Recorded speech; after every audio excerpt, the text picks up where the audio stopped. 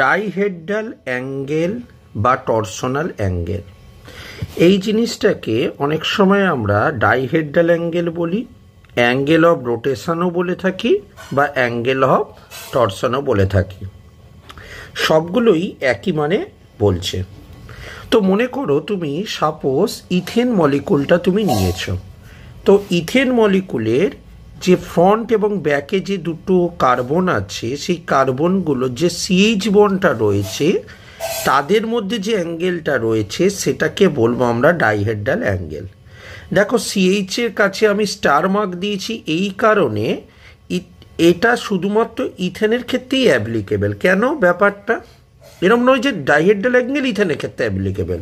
আমি বলতে চাইছি সিএইচ এর যে বন্ডটা রয়েছে তাদের অ্যাঙ্গেল ইথেন মলিকুলের ক্ষেত্রে যেটা হয়ে থাকে সেটাকে ডাইহেড্রাল অ্যাঙ্গেল বলবো। কারণ সবার ক্ষেত্রে যে সিএইচ থাকবে তার কোনো মানে নেই, অন্য কোনো অ্যাটম থাকতে পারে। তখন ওই দুটো অ্যাটমের মধ্যে ফ্রন্ট এবং ব্যাক কার্বনের মধ্যে বা ফ্রন্ট অফ রিয়ার কার্বনের মধ্যে যে অ্যাঙ্গেলটা থাকবে তখন সেটাকে ডাইহেড্রাল অ্যাঙ্গেল বলবো। ক্লিয়ার? যেমন মনে করো ইথেনের ক্ষেত্রে আমি দুটো স্ট্রাকচার রেখেছি, একটা হলো স্ট্যাগার আর একটা হলো ইক্লিপস।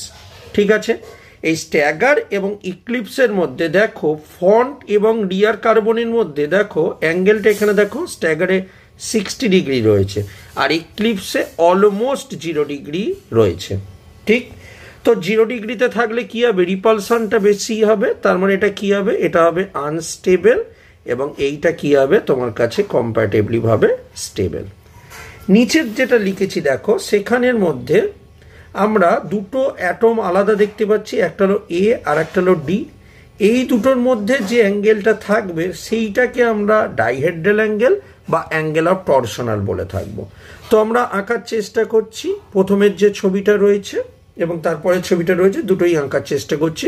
দুটো দেখো খুব কাছাকাছি রয়েছে, তার মানে আমার কাছে এটা যদি ডি দিই এবং ব্যাক সাইডে থাকবে এ, ঠিক আছে, আর এগুলো সব থাকবে এইচ, এটাই দাঁড়াচ্ছে। তো দেখো মাঝখানের অ্যাঙ্গেলটা অ্যাঙ্গেল অফ ডাইহেড্রাল বা অ্যাঙ্গেল অফ টরশনাল কত হচ্ছে, 0 ডিগ্রি। ঠিক আছে, এবং ডি এবং এটা দেখো একই দিকে রয়েছে, তাই জন্য এটা সাইন পেরিপ্লানার পজিশনে রয়েছে, পেরিপ্লানার পজিশনে রয়েছে। ঠিক আছে, আচ্ছা, তারপরেরটা তুমি খেয়াল করে দেখো ডি এবং এ দেখো পুরো অপোজিটে রয়েছে, তাই জন্য আমি আঁকবার সময় ডিটাকে যেখানে লিখলাম এখানে এইচ দিয়ে দিলাম আর এটা থাকবে ঠিক তার অপোজিটে। ঠিক, তখন দেখো যে আমরা যদি ডি আর এর মধ্যে অ্যাঙ্গেলটা দেখার চেষ্টা করি তখন দেখবি 180 ডিগ্রি, তার মানে ডাইহেড্রাল অ্যাঙ্গেল হবে 180 ডিগ্রি ডি আর এর মধ্যে। ঠিক আছে, তো এইটাই হচ্ছে ব্যাপার যে এর মাঝখানে অ্যাঙ্গেলটা 180 ডিগ্রি, তাহলে কোনটা স্টেবল বুঝতেই পারছ। আচ্ছা, এটা হলো ডি আর এটা অপোজিটে আছে, তাই জন্য এটার নাম এটা হবে অ্যান্টি পেরিপ্লানার, পেরিপ্লানার, তাই তো। তাহলে কোনটা বেশি স্টেবল, অ্যান্টি পেরিপ্লানারটা বেশি স্টেবল হবে, কারণ সাইনের মধ্যে কি হবে, ডি আর এর মধ্যে কি হবে, একটা রিপালশন ফোর্স কাজ করবে। ক্লিয়ার? তো এইটা হচ্ছে ডাইহেড্রাল অ্যাঙ্গেল।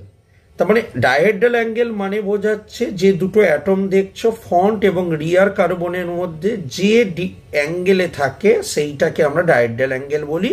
যদি আমরা এটা ইথেন মলিকুলের ক্ষেত্রে বলি তখন আমরা এই ডাইহেড্রাল অ্যাঙ্গেলটা সিএইচ বন্ডের রেসপেক্টে বিচার করব, অন্য কোনো কম্পাউন্ডের ক্ষেত্রে অন্য কারো এর ওপর ডিপেন্ড করে আমরা ডাইহেড্রাল অ্যাঙ্গেল করে থাকবো, ডিপেন্ড করছে কোন অ্যাটমটা প্রেজেন্ট রয়েছে।